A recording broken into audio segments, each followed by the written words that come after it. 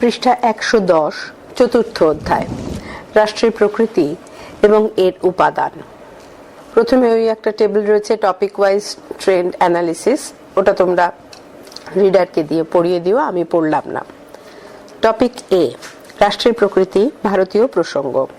বহু বিকল্প ভিত্তিক প্রশ্নাবলী বা MCQ, মান 1। সঠিক উত্তরটি নির্বাচন করো। প্রশ্ন 1, কৌটিল্য ছিলেন এ, মৌর্য সম্রাট চন্দ্রগুপ্ত মৌর্যের প্রধানমন্ত্রী। 2, অর্থশাস্ত্রের লেখক হলেন, উত্তর কৌটিল্য। প্রশ্ন 3, কৌটিল্যের অর্থশাস্ত্রে অধিকরণ রয়েছে, উত্তর 15টি। প্রশ্ন 4, কৌটিল্যের অর্থশাস্ত্রে অধ্যায়ের সংখ্যা, উত্তর 150টি। প্রশ্ন 5, কৌটিল্যের অর্থশাস্ত্রে মোট প্রকরণ হল, উত্তর ডি 180টি। প্রশ্ন 6, কৌটিল্যের আসল নাম কি, উত্তর বিষ্ণুগুপ্ত। প্রশ্ন 7, কৌটিল্যের অর্থশাস্ত্রে সর্বমোট শ্লোক রয়েছে, উত্তর 6000। প্রশ্ন 8, কৌটিল্য উল্লেখ করেছেন মন্ত্রিপরিষদ যতজন অমাত্য নিয়ে গঠিত হবে তাদের সংখ্যা, উত্তর 12 জন। প্রশ্ন 9, কৌটিল্য অর্থশাস্ত্রে যে আইন বিধি রচনা করেছেন তার ভাগ হল, উত্তর 8টি। প্রশ্ন 10, কৌটিল্য বর্ণিত সমাহর্তার সঙ্গে আজকের দিনে যে মন্ত্রীর মিল রয়েছে তিনি হলেন, উত্তর অর্থমন্ত্রী। পৃষ্ঠা 111। প্রশ্ন 11, কৌটিল্যের মতে উত্তর সীমান্তবর্তী প্রতিবেশী হল স্বভাবজাত শত্রু। প্রশ্ন 12, কৌটিল্যের ধারণায় রাজা হলেন, উত্তর ভারতীয় রাষ্ট্র কাঠামোর অঙ্গ। প্রশ্ন 13, কৌটিল্যের ধারণায় রাজার কর্তব্য হল, উত্তর প্রজা কল্যাণ ও প্রজার স্বার্থ রক্ষা করা। প্রশ্ন 14, অর্থশাস্ত্র অনুসারে উত্তর রাজা প্রতিবেশী রাষ্ট্রের সঙ্গে মিত্রতা বজায় রাখবেন। প্রশ্ন 15, কৌটিল্যের ধারণায় উত্তর রাষ্ট্রীয় শক্তি প্রাণকেন্দ্র হল জনপদ। প্রশ্ন 16, কৌটিল্য স্বামী বলতে বুঝিয়েছেন, উত্তর রাষ্ট্রের প্রধানকে। প্রশ্ন 17, কৌটিল্যের মণ্ডল তত্ত্বে রয়েছে, উত্তর বিদেশ নীতি বা কূটনীতির ধারণা। প্রশ্ন 18, আধুনিক বিশ্বে কৌটিল্যের মণ্ডল তত্ত্বের প্রাসঙ্গিকতা রয়েছে, উত্তর আন্তর্জাতিক ক্ষেত্রে কূটনৈতিক সম্পর্ক নির্ধারণে। প্রশ্ন 19, সুলতানি যুগের ঐতিহাসিক হলেন, উত্তর আমির খসরু। প্রশ্ন 20, জিয়াউদ্দিন বার্নি ফতোয়া-ই জাহানদারি লিখেছিলেন যে সুলতানের আমলে, উত্তর ফিরোজ শাহ তুগলকের। প্রশ্ন 21, জিয়াউদ্দিন বার্নি মোহাম্মদ বিন তুগলকের আমলে যে পদে ছিলেন, উত্তর সভাসদ। প্রশ্ন 22, তারিখ-ই ফিরোজ শাহী গ্রন্থের লেখক, উত্তর জিয়াউদ্দিন বার্নি। প্রশ্ন 23, ফতোয়া-ই জাহানদারির লেখক ছিলেন, উত্তর জিয়াউদ্দিন বার্নি। প্রশ্ন 24, কোন দেশের রাজতন্ত্রকে দিল্লির সুলতানি অনুসরণ করা উচিত বলে বার্নি মনে করতেন, উত্তর পারস্যের। প্রশ্ন 25, বার্নি ফতোয়া-ই জাহানদারি রচনা করেন, উত্তর আরবি ভাষায়।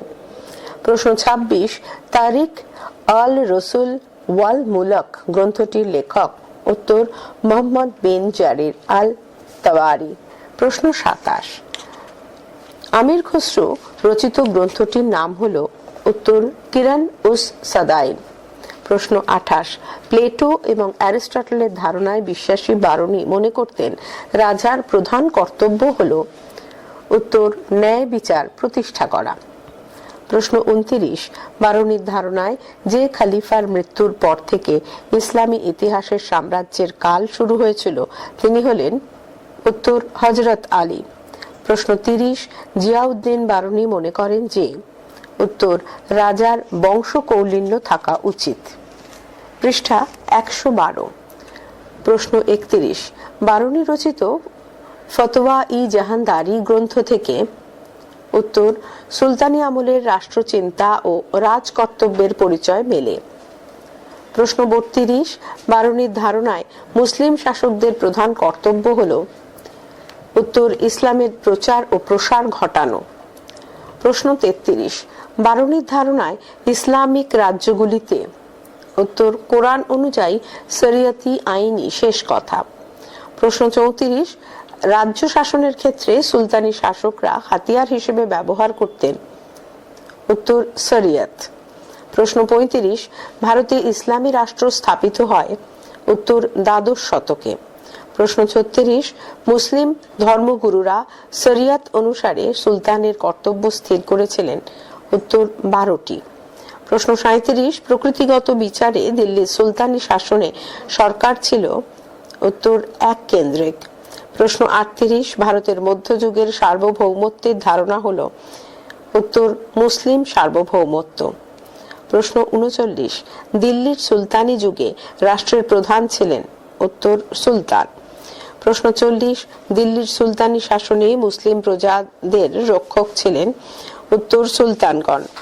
প্রশ্ন 41, দিল্লির প্রথম দিকের সুলতানরা উত্তর খলিফার প্রতি অনুগত ছিলেন। প্রশ্ন 42, কোন দেশের রাজতন্ত্র দিল্লির সুলতানির দ্বারা অনুসৃত বলে বারুনি মনে করতেন উত্তর পারস্যের। প্রশ্ন 43, বারুনি মনে করতেন যে রাষ্ট্রের চূড়ান্ত কর্তৃত্ব থাকা উচিত উত্তর সুলতানের হাতে। প্রশ্ন 44, বারুনি রাষ্ট্রের শাসককে কি বলে অভিহিত করেছেন উত্তর জিলুল্লাহ। প্রশ্ন 45, দিল্লির সুলতান ইলতুৎমিশ উত্তর বাগদাদের খলিফার কাছ থেকে অনুমোদন নেন। শূন্যস্থান পূরণ করো।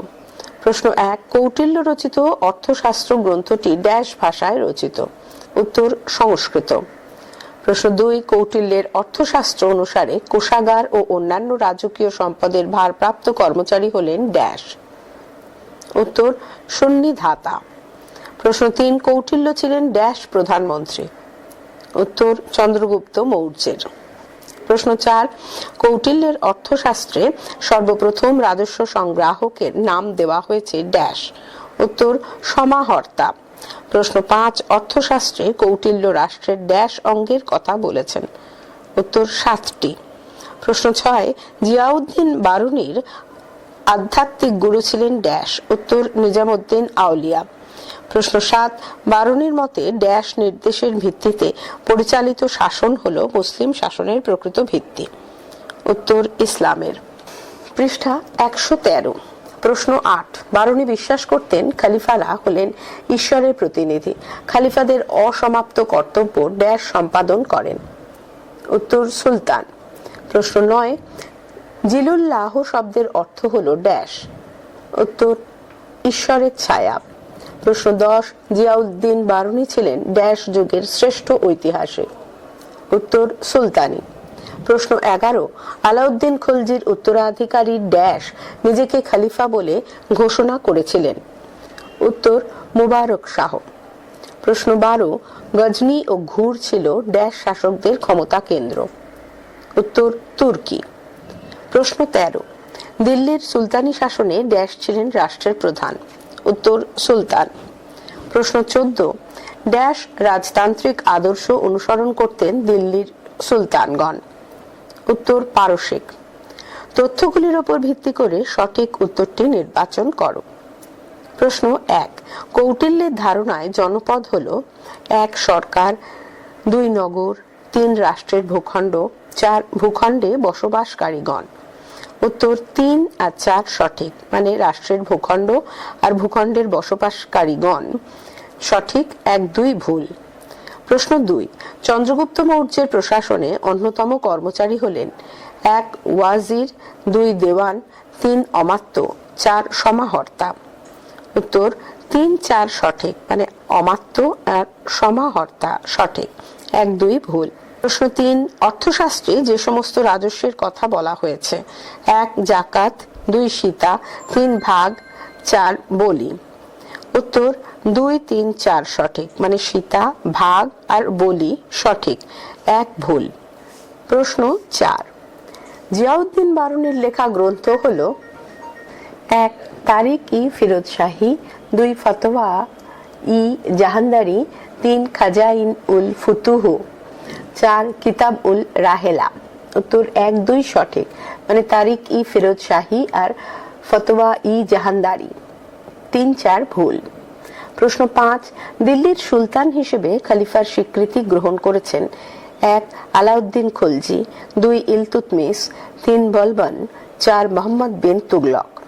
উত্তর 2, 3, 4 সঠিক এবং 1 ভুল। 2, 3, 4 মানে ইলতুৎমিশ, বলবন এবং মোহাম্মদ বিন তুগলক সঠিক।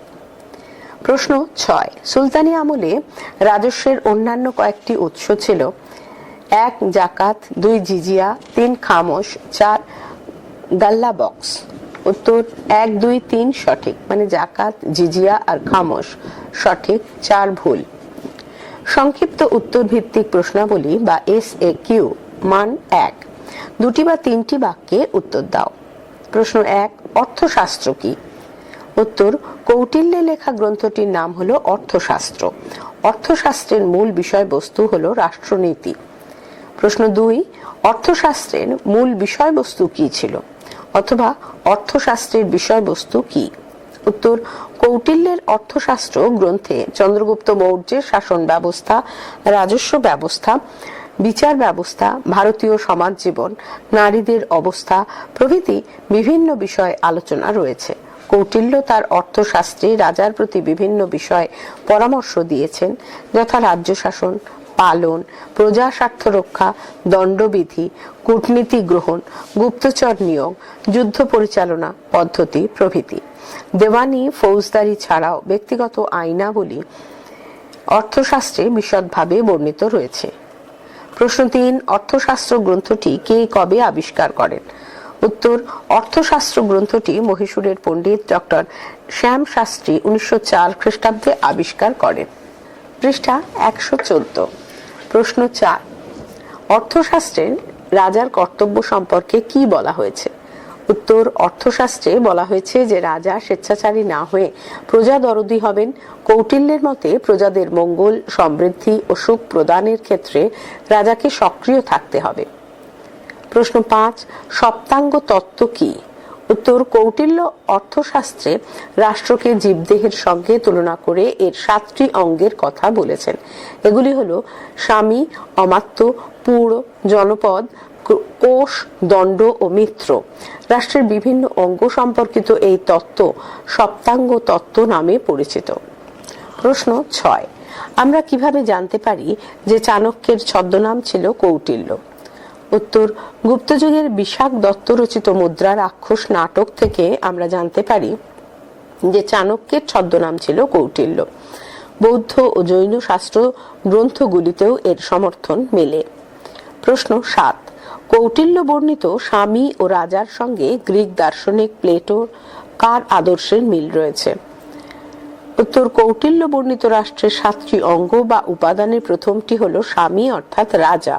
কৌটিল্যের স্বামী উপাদানটির সঙ্গে গ্রিক দার্শনিক প্লেটো বর্ণিত রাষ্ট্রাদর্শ দার্শনিক রাজা বা অভিভাবক শ্রেণীর এর মিল রয়েছে। প্রশ্ন 8, কৌটিল্য তার সপ্তাঙ্গ তত্ত্বে রাজ কর্তব্যের বর্ণনা প্রসঙ্গে কি কি গুণাবলীর প্রয়োজন রয়েছে বলে উল্লেখ করেছেন? উত্তর কৌটিল্য তার সপ্তাঙ্গ তত্ত্বে রাজ কর্তব্যের বর্ণনা প্রসঙ্গে 4টি গুণাবলীর প্রয়োজনীয়তা রয়েছে বলে উল্লেখ করেছেন। এগুলি হলো 1 অভিগামিক গুণ, 2 প্রজ্ঞা গুণ, 3 উত্থান গুণ ও 4 আত্মসম্পদ। প্রশ্ন 9, জনপদের আয়তন ও জনসংখ্যা প্রসঙ্গে কৌটিল্যের পরামর্শ কি ছিল? উত্তর কৌটিল্য বলেছেন প্রতিটি গ্রামে কমপক্ষে 100 এবং অনূর্ধ্ব 500 পরিবার বসবাস করবে। স্মরণীয় 800 গ্রাম নিয়ে জনপদের বৃহত্তম একক গঠিত হবে। প্রশ্ন 10, কৌটিল্য কি কি দুর্গের উল্লেখ করেছেন? উত্তর কৌটিল্য অর্থশাস্ত্রে 4 ধরনের দুর্গের উল্লেখ করেছেন। এই 4 দুর্গের নাম হলো গিরিদুর্গ, মরুদুর্গ, জল দুর্গ, বন দুর্গ। প্রশ্ন 11, কৌটিল্যের মতে কোষ গুরুত্বপূর্ণ কেন? উত্তর রাষ্ট্র ব্যবস্থার যাবতীয় কাজ পরিচালনায় কোষ গুরুত্বপূর্ণ ভূমিকা নেয়।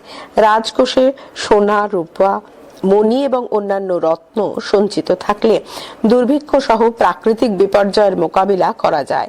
কোষে অর্থ না থাকলে স্থায়ী সেনাবাহিনী রাখা যায় না, ফলে রাজ্যে শান্তি শৃঙ্খলা বিঘ্নিত হয়। প্রশ্ন 12, কৌটিল্যের মতে কূটনীতির 4টি উপাদান কি কি? উত্তর, কৌটিল্যের কূটনীতির 4টি উপাদান হলো: 1 সাম ব্র্যাকেটে সন্তুষ্টি বিধান, 2 দান ব্র্যাকেটে অর্থ বা বস্তুর বিনিময় বা দুর্বল রাজাকে অভয় দান, 3 দণ্ড ব্র্যাকেটে সামরিক শক্তির প্রয়োগ ও 4 ভেদ ব্র্যাকেটে বিভেদ নীতির প্রয়োগের দ্বারা শত্রু শিবিরে ভাঙন। প্রশ্ন 13, কৌটিল্য বর্ণিত স্বরগুণ বলতে কোন 6টি গুণকে বোঝায়? উত্তর, কৌটিল্য বর্ণিত স্বরগুণ অর্থাৎ 6টি গুণ হলো: 1 সন্ধি ব্র্যাকেটে শান্তি স্থাপন, 2 বিগ্রহ ব্র্যাকেটে যুদ্ধ, 3 আসন ব্র্যাকেটে নিরপেক্ষতা, 4 যান ব্র্যাকেটে যুদ্ধযাত্রা, 5 সাশ্রয় ব্র্যাকেটে অপরের আশ্রয় গ্রহণ বা অপরের সঙ্গে মৈত্রী স্থাপন, 6 দ্বৈধী ভাব ব্র্যাকেটে একের সঙ্গে সন্ধি, অন্যের প্রতি যুদ্ধ। প্রশ্ন 14, পারসিক প্রদেশগুলির শাসন ব্যবস্থার কি নাম ছিল? উত্তর, পারসিক প্রদেশগুলির শাসন ব্যবস্থা স্যাট্রাপি নামে পরিচিত ছিল। প্রশ্ন 15, কৌটিল্যের মতে রাষ্ট্রের 7ম অঙ্গমিত্র কয় প্রকার ও কি কি? উত্তর, কৌটিল্যের মতে রাষ্ট্রের 7ম অঙ্গমিত্র 2 প্রকার, এগুলি হলো সহজ ও কৃত্রিম। প্রশ্ন 16, অর্থশাস্ত্র অনুসারে অমাত্য শ্রেণীভুক্ত কয়েকজন কর্মচারীর নাম লেখো। উত্তর, অর্থশাস্ত্র অনুসারে অমাত্য শ্রেণীভুক্ত কয়েকজন কর্মচারী হলেন পুরোহিত, কোষাধ্যক্ষ, রাজদূত, সমাহর্তা, সন্নিধাতা, দেওয়ানি ও ফৌজদারি মামলার বিচারক প্রভৃতি। প্রশ্ন 17, কৌটিল্য বর্ণিত কয়েকজন গ্রামীণ শাসন ব্যবস্থার পদাধিকারীর উল্লেখ করো। উত্তর, গ্রামীণ শাসন ব্যবস্থার ক্ষেত্রে কৌটিল্য বর্ণিত কয়েকজন পদাধিকারী হলেন অধ্যক্ষ, গোপ, স্থানিক, চিকিৎসক, সংখ্যায়ক, গাণনিক ব্র্যাকেট ক্লোজ, সংঘকারিক ব্র্যাকেটে বার্তাবাহক প্রভৃতি। এছাড়াও গ্রামের শান্তি রক্ষার জন্য নিযুক্ত ছিল শান্তিরক্ষক বাহিনী। শবর, চণ্ডাল, পুলিন্দ এবং অরণ্যচরদের মধ্যে থেকে এই শান্তিরক্ষক বাহিনীর সদস্যদের চয়ন করা হতো। প্রশ্ন 18, কৌটিল্যের মতে কূটনীতির সংজ্ঞা কি? উত্তর, কূটনীতির সংজ্ঞা প্রসঙ্গে কৌটিল্য বলেছেন: নরজ্ঞ পৃথিবীং কৃতস্নাং জয়েতে ন হিয়তে ব্র্যাকেটে অর্থশাস্ত্র 6/1 ব্র্যাকেট ক্লোজ, অর্থাৎ ন্যায় সম্পর্কে জ্ঞানী রাজা নিজের কোনো ক্ষতি না করেও সমগ্র পৃথিবী জয় করতে পারেন যে নীতির দ্বারা, তা হলো কূটনীতি। কৌটিল্যের কাছে এই কূটনীতির তাৎপর্য হলো নিজের রাজ্যে সুস্থিতি প্রতিষ্ঠা এবং অন্য রাজ্যের সঙ্গে সুসম্পর্ক বজায় রাখা। প্রশ্ন 19, মণ্ডল তত্ত্ব কি? উত্তর, কৌটিল্যের বিদেশ নীতি বা কূটনীতির ধারণা গড়ে উঠেছে যে তত্ত্বকে কেন্দ্র করে, তা হলো মণ্ডল তত্ত্ব নামে খ্যাত। এই মণ্ডল তত্ত্বে মোট 12 জন রাজা এবং তাদের সম্পর্ক আলোচিত হয়েছে। অমাত্য, জনপদ, দুর্গ, কোষ ও বল এই 5টি প্রকৃতি নিয়ে গঠিত রাষ্ট্রের স্বামী বা রাজাকে ঘিরেই গড়ে ওঠে রাজমণ্ডল, যার কেন্দ্রে রয়েছে বিজিগীষু রাজা।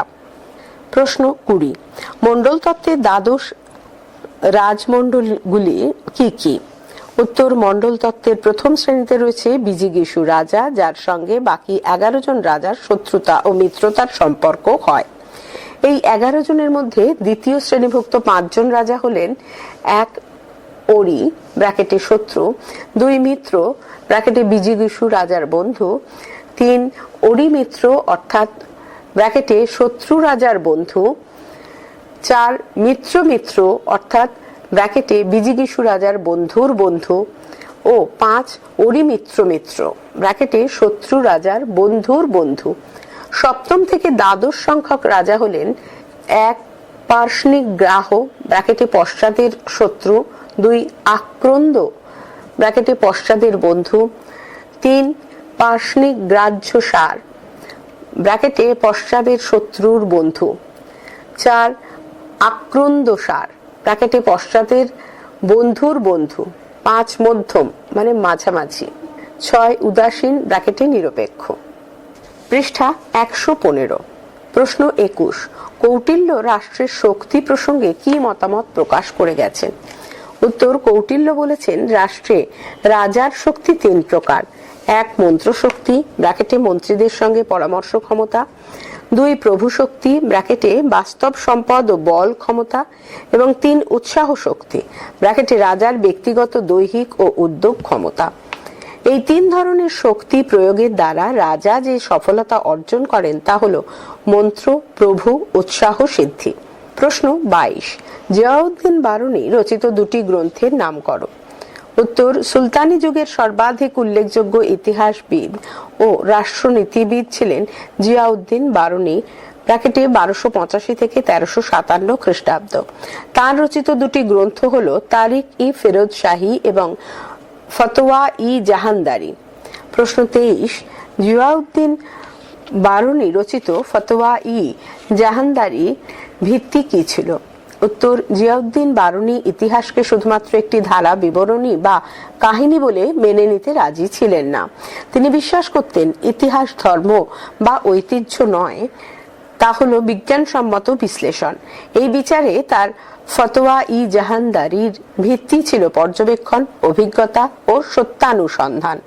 প্রশ্ন 24, ফতোয়া ই জাহানদারির গ্রন্থে বিষয়বস্তু কি?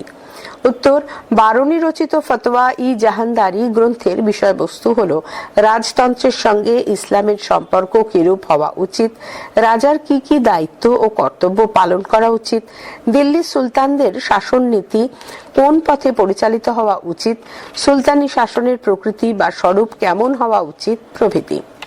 প্রশ্ন 25, সুলতানি যুগের প্রথম ঐতিহাসিক গ্রন্থ কি, কার লেখা? উত্তর, সুলতানি যুগের প্রথম ঐতিহাসিক গ্রন্থ ছিল ফতোয়া ই জাহানদারি। গ্রন্থটির লেখক ছিলেন সুলতানি যুগের উল্লেখযোগ্য ইতিহাসবিদ ও রাষ্ট্রনীতিবিদ জিয়াউদ্দিন বারুনী। প্রশ্ন 26, জিয়াউদ্দিন বারুনীর ইতিহাস দর্শনের 2টি মূল বৈশিষ্ট্য লেখো। উত্তর, জিয়াউদ্দিন বারুনীর ইতিহাস দর্শনের 2টি মূল বৈশিষ্ট্য হল: 1, বারুনীর ইতিহাস সত্যের ওপর প্রতিষ্ঠিত। এই প্রসঙ্গে তার মত হল ঐতিহাসিক তার লেখার মধ্যে দিয়ে সঠিকভাবে সত্যকে প্রকাশ করবেন। 2, বারুনীর ইতিহাস দর্শনের আরেকটি বৈশিষ্ট্য হল ইতিহাসের সঙ্গে হাদিসের সম্পর্ক স্থাপন। প্রশ্ন 27, ফতোয়া ই জাহানদারিতে বারুনী কিভাবে বিষয়বস্তু পরিবেশন করেছেন? উত্তর, ফতোয়া ই জাহানদারিতে বারুনী গজনীর সুলতান মামুদের জবানিতে বিষয়বস্তু পরিবেশন করেছেন। মামুদ তার পুত্র ও ইসলামী শাসকদের উদ্দেশ্যে পারসিক উপাখ্যানের উদ্ধৃতিগুলি তুলে ধরেন। প্রশ্ন 28, ফতোয়া ই জাহানদারিতে আদর্শ সুলতান সম্পর্কে বারুনীর কি অভিমত প্রকাশ পেয়েছে? উত্তর, বারুনীর মতে একজন আদর্শ সুলতান তিনি যিনি শরিয়ত আইন চালু রাখবেন, ইসলাম বিরোধীদের দমন করবেন, অবিশ্বাসীদের প্রতি কঠোর নীতি নেবেন, আপোষহীন ন্যায় বিচার করবেন। এছাড়াও আদর্শ সুলতান ন্যায়পরায়ণ মুসলমানদেরই প্রশাসনিক পদগুলিতে নিয়োগ করবেন। প্রশ্ন 29, বারুনীর রাষ্ট্রচিন্তার উৎস কি ছিল?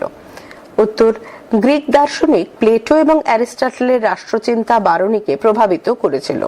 প্লেটো রচিত রিপাবলিক এবং অ্যারিস্টটল রচিত পলিটিক্স, এই 2টি গ্রন্থের মূল তত্ত্বই ছিল বারুনীর রাষ্ট্রচিন্তার মূল উৎস। প্রশ্ন 30, বারুনীর ফতোয়া ই জাহানদারিতে মুখ্যত কোন কোন বিষয়গুলির উল্লেখ আছে? উত্তর, বারুনীর ফতোয়া ই জাহানদারিতে মূলত ইসলামের রাজতন্ত্রের অবস্থান, দিল্লির সুলতানদের রাজতান্ত্রিক আদর্শ, তাদের দায়িত্ব কর্তব্য প্রভৃতি বিষয়গুলির উল্লেখ আছে। প্রশ্ন 31, ফতোয়া ই জাহানদারিতে শাসক এবং রাষ্ট্রের স্থায়িত্বের ব্যাপারে কি নির্দেশনা আছে? উত্তর, ফতোয়া ই জাহানদারিতে শাসক এবং রাষ্ট্রের স্থায়িত্বের ব্যাপারে নির্দেশনাগুলি হল: 1, একটি শক্তিশালী, দক্ষ ও সন্তুষ্ট সমর বাহিনী গঠন। 2, পূর্ণ রাষ্ট্রীয় কোষাগার স্থাপন। 3, সঠিক কর আদায় ব্যবস্থা। 4, উপযোগী গুপ্তচর ব্যবস্থা। প্রশ্ন 32, ফতোয়া ই জাহানদারিতে বারুনীর ধর্মরাষ্ট্র তত্ত্বটি কিভাবে পরিবেশিত হয়েছে? উত্তর, বারুনী বলেছেন সুলতান বা শাসকগণ ইসলামের লালন পালন বা রক্ষার জন্য নিজেদের সর্বশক্তি নিয়োগ করবেন। তারা এমন এক রাষ্ট্র প্রতিষ্ঠা করবেন যেখানে ইসলাম ধর্ম সর্বতোভাবে বিকাশ লাভের সুযোগ পাবে। প্রশ্ন 33, জিয়াউদ্দিন বারুনীর রাজপথ সংক্রান্ত তত্ত্বটি কি ছিল? উত্তর, জিয়াউদ্দিন বারুনীর রাজপথ সংক্রান্ত দুটি তত্ত্বের ধারণা মেলে। প্রথম তত্ত্বটি হলো ঐতিহ্য ভৌতিক, দ্বিতীয়টি হলো ঐশ্বরিক ধারণায় অনুপ্রাণিত তত্ত্ব। প্রথম তত্ত্ব অনুযায়ী রাজার রাজপথ কোরআন ও পয়গম্বর কর্তৃক অনুমোদিত নয়। দ্বিতীয় তত্ত্ব অনুযায়ী রাজা হলেন পৃথিবীতে ঈশ্বর প্রেরিত দূত, ঈশ্বরের প্রতিনিধি বা ঈশ্বরের ছায়া। ব্র্যাকেটে জিলুল্লাহ।